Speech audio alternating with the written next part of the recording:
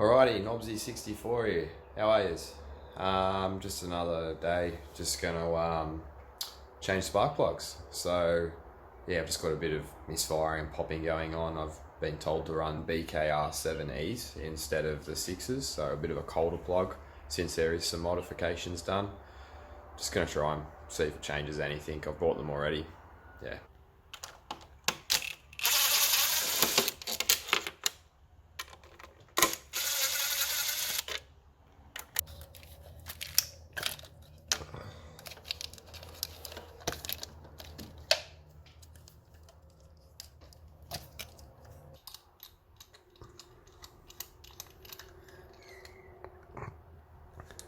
These are the twin tip types. They were in it when I brought the car. They don't look too bad. Maybe a little bit of carbon. But yeah, I'm going to swap them over to just a single tip, but a colder plug. So it makes any difference, because yeah, on these, seems to crack and pop a little bit.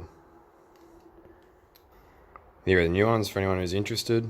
So BKR 7Es, NGK type. Yeah, I've been told to put these in because with a little bit of extra horsepower, it's good to run a colder plug on the 1Js.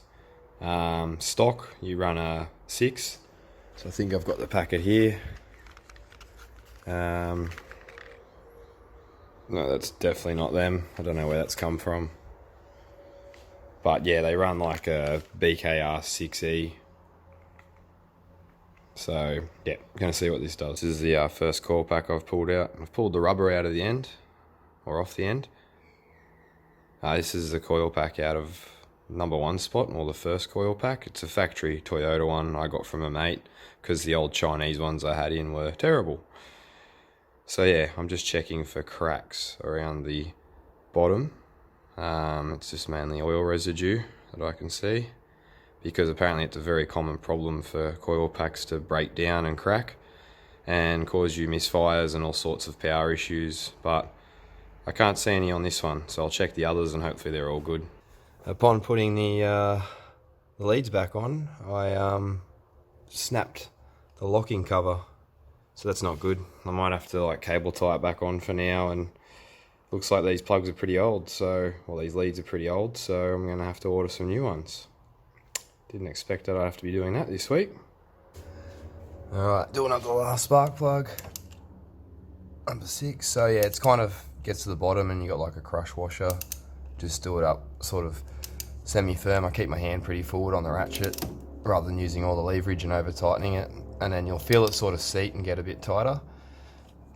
And yeah, then it's done hand tight like that. Check this on. Yeah, and it's good. Alrighty, plugs are back in, all the coil packs are plugged in, plus some cable ties and electrical tape where those brittle plugs snapped. Yeah, things don't always go to plan, but turn this 20-minute job into probably a 40-minute job. But it's all done. We'll start the car up, make sure it runs before I put the cover back on, and see how it goes.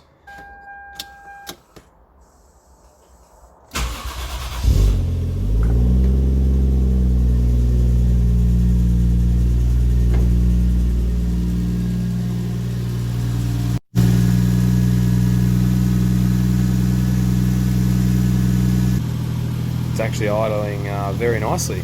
No little pops and misfires like I had before, so hopefully these plugs do the trick and it runs a lot nicer.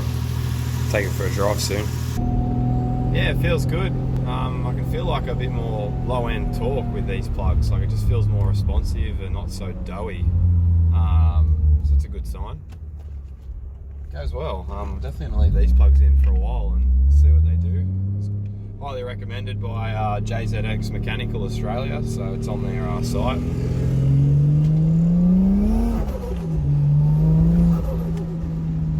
Yeah, it pulls better down low, so that's a win. I'll leave them in. Thanks JZX Mechanical Australia, you really got me on that one.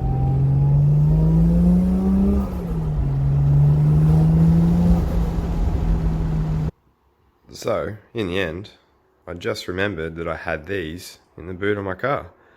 These are off the old Chinese coil packs, and these are actually NGK leads. So they were on the car originally with the Chinese cheap ass coil packs. So I'm going to replace out my cracked factory ones for these now. So at least they won't be held in by sticky tape and cable ties.